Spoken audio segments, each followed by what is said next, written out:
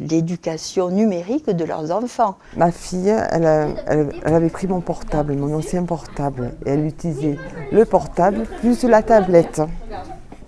Mais j'ai vu que ma fille elle me faisait des bêtises. Elle allait sur le net, des fois j'étais là, des fois j'étais pas là.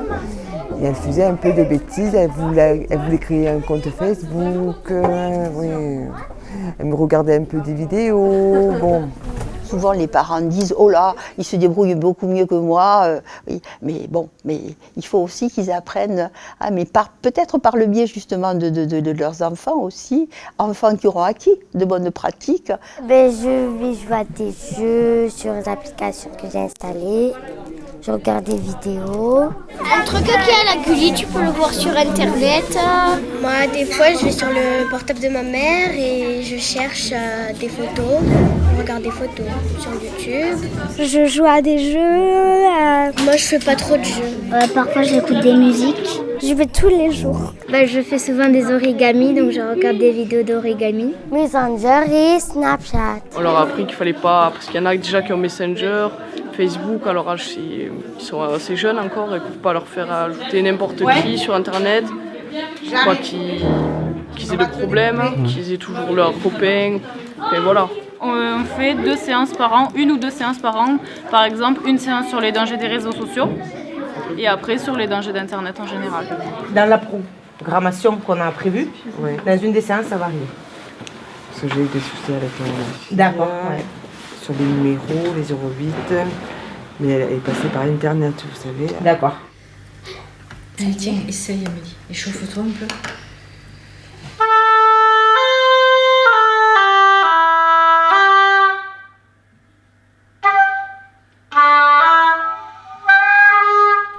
Je contrôle, je fais attention. Je vais dans son historique, je regarde quand même. Oui. Je pense qu'il faut nous aussi déjà mettre des limites, déjà, les parents, et après, bon, comment elle a pris, je ne sais pas, toute seule. Et puis avec les lycéens aussi, le mercredi après-midi, je pense que ça les débrouille pas mal aussi. Souvent, je vais sur YouTube pour chercher des chansons, parce que ça va plus vite. Et du coup, t'as plus de chansons, t'as tout ça. Donc moi, j'interviendrai plus sur qu'est-ce que le numérique peut apporter dans la démocratie et toi, les références historiques pour pouvoir de temps en temps faire des rappels. Voilà, okay. Super. Sur les réseaux sociaux, on voit des filles dire à leur mère « mais ça va pas d'avoir mis cette photo » et leur expliquer pourquoi il fallait pas mettre cette photo. Ça, on le voit clairement, vraiment. C'est d'ailleurs les 40-50 ans qui sont les moins pertinents sur les réseaux sociaux, qui ne font pas assez attention. Le gouvernement ne fait pas son travail, il ne protège pas suffisamment les étudiants qui ont peu d'argent. Deuxième chose, on a retiré 5 € à l'allocation pour les étudiants, l'allocation logement des étudiants. Information. Où est l'information, où est l'opinion? Dans la dernière, c'est l'information. Comment tu le sais? On ne donne pas d'avis. On ne donne pas d'avis, on donne un fait. C'est objectif. Donc nous n'allons pas travailler sur les opinions. On ne travaille sur les informations. Je ne pense pas que les jeunes sont en danger. J'ai tout à fait confiance dans cette génération qui arrive. Je pense qu'il faut les former. Voilà, ça c'est clair. Excusez-moi de vous contacter un matin. C'était pour savoir d'où viennent les sources sur votre site, s'il vous plaît. Le site est enrichi par la communauté de lecteurs sur Wikipédia.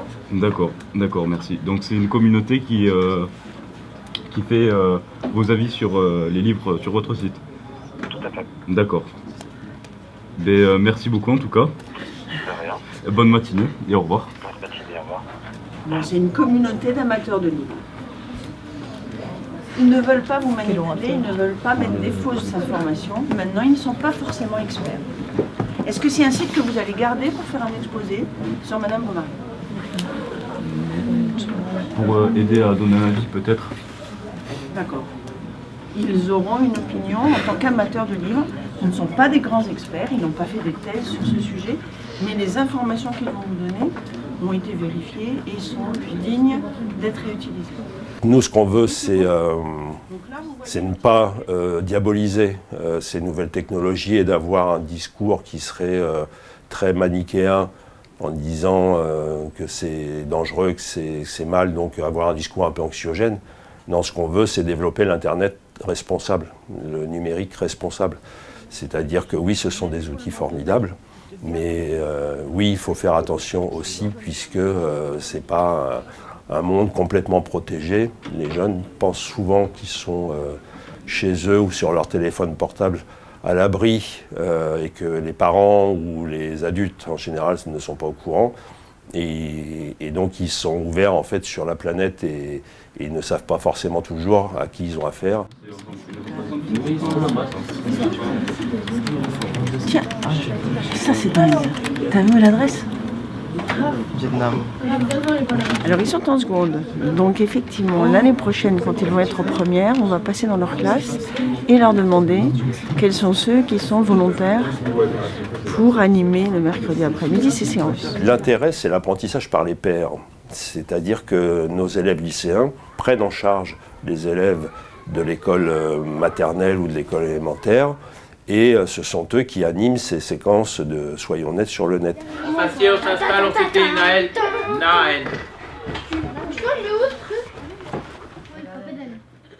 Je vais vous raconter mon histoire. Je m'appelle Anna. J'habite à Nice dans le sud de la France. Et ici il fait beau toute l'année. En cherchant du réconfort sur Internet, j'ai reçu un message d'un inconnu, me soutenant car il avait vécu le même drame que moi. Je passais tout mon temps sur les réseaux sociaux à parler qu'avec lui. Il m'explique comment il avait réussi à remonter la pente à travers sa religion. Si ça a marché pour lui, pourquoi pas pour moi? Est-ce que vous avez entendu le nom du pays dans lequel cette demoiselle ou cette dame est allée? Oui. En Nice. Mais c'est pas un pays, Nice. Non, c'est pas un pays. Je sais. En Russie. Non. À la Suisse. En Italie. D'accord. Alors je vous le dis parce que moi j'ai eu du mal à l'entendre. Non, vous allez écouter le nom de ce pays et je pense que ce pays ça va vous dire quelque chose. En Syrie. Je connais. Alors maintenant que vous savez ça, vous pouvez répondre aux questions de Marie. Je pense que le fait que ce soit des jeunes élèves du lycée qui parlent à des élèves de l'école primaire, c'est relativement efficace parce qu'ils ont un vécu, parce que les élèves donc, de l'école élémentaire sont plus intéressés, c'est plus vivant je pense.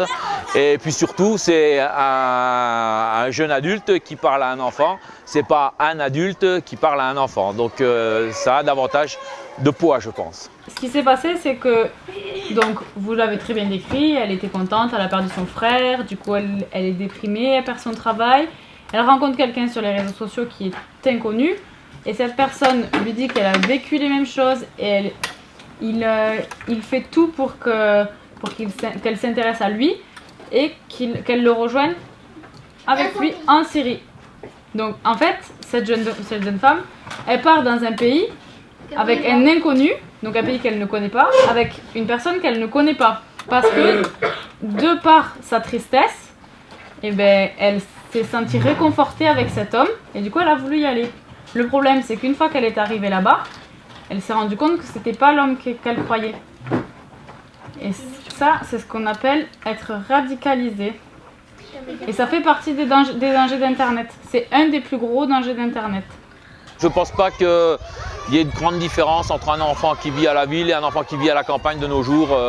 L'accès à Internet dans l'ensemble est dans toutes les familles. Donc, Les élèves de service, s'il vous plaît, vous me ramassez les cahiers de classe. Et ça, vous le rangez dans la porte de couloir pour le moment. Merci. Au revoir. Au revoir.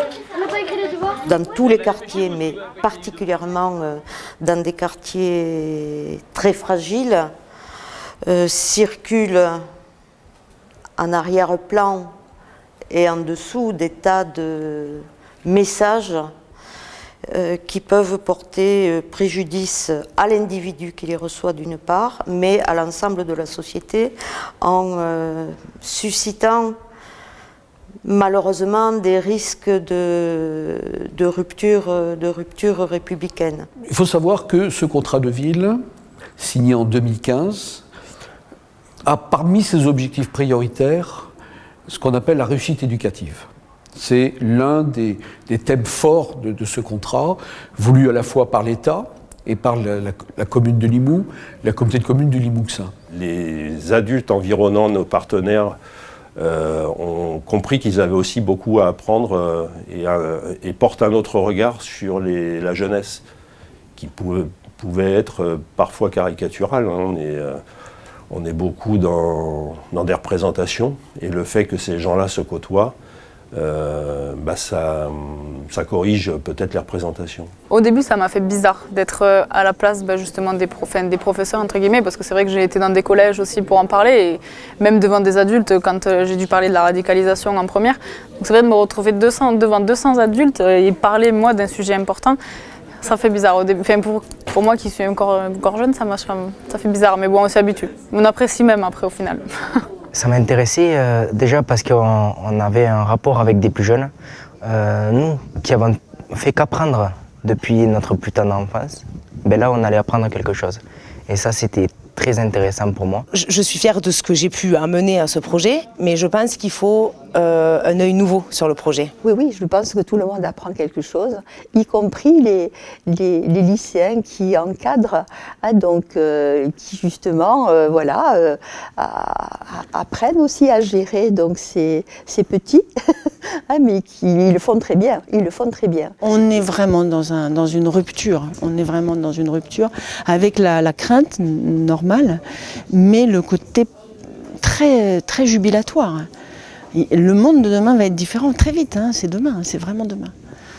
Donc eux vont être des citoyens différents, et je pense que le numérique leur apprend une école différente, et donc ça doit être assez enthousiasmant pour eux d'imaginer ce monde différent de celui de leurs parents.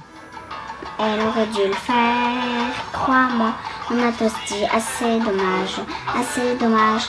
C'était peut-être la dernière fois. Des remorques avec des regrets. Faut mieux vivre avec des remorques qu'avec des regrets. Faut mieux vivre avec des remorques qu'avec des regrets. Faut mieux vivre avec des remords, c'est ça le secret. Seulement laisser les passions immortelles. Seulement laisser nos offenses. Sommes-nous la sécheresse? Sommes-nous la romance? Sommes-nous la sécheresse? Sommes-nous la noblesse? Sommes-nous les autres? Sommes-nous le souvenir? Sommes-nous